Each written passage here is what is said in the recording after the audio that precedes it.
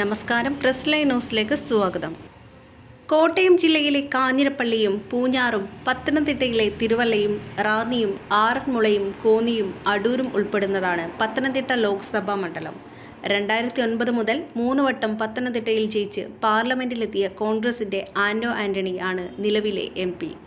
2019 ലോക്സഭാ തിരഞ്ഞെടുപ്പിൽ 3 മുന്നണികളും ശക്തമായി നോട്ടമിട്ട മണ്ഡലങ്ങളിലൊന്നായിരുന്നു പത്തനംതിട്ട.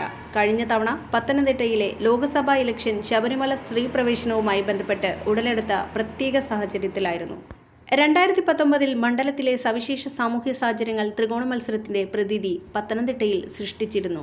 UDF-നായി കോൺഗ്രസിന്റെ സിറ്റിംഗ് MP ആന്റോ ആന്റണിയും LDF-നായി CPM-ൽ നിന്ന് വീണ ജോർജും NDA-ക്കായി BJP-യുടെ K സുരേന്ദ്രനുമാണ് 2019 ഏറ്റുമുട്ടിയത്.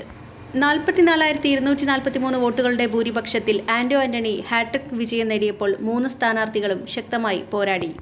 എന്നാൽ 2019 സവിശേഷ സാമൂഹ്യ സാഹചര്യമല്ല പത്തനംതിട്ട മണ്ഡലത്തിൽ നിലവിലുള്ളത്. അതിനാൽ തന്നെ 2024 ലോക്സഭാ തിരഞ്ഞെടുപ്പിൽ പോരാട്ടച്ചൂടിലും വ്യത്യാസമുണ്ട്. കോൺഗ്രസ് സ്ഥാനാർത്ഥി ആന്റോ ആന്റണി പത്തനംതിട്ടയിൽ നിന്ന് തുടർച്ചയായ 4ാം MP സ്ഥാനം ലക്ഷ്യമിട്ട് പോരിനിറങ്ങുമ്പോൾ മുൻ ധനമന്ത്രി ഡോക്ടർ തോമസ് ഐസക്കാണ് CPM-നായി രംഗത്തിറങ്ങിയിരിക്കുന്നത്.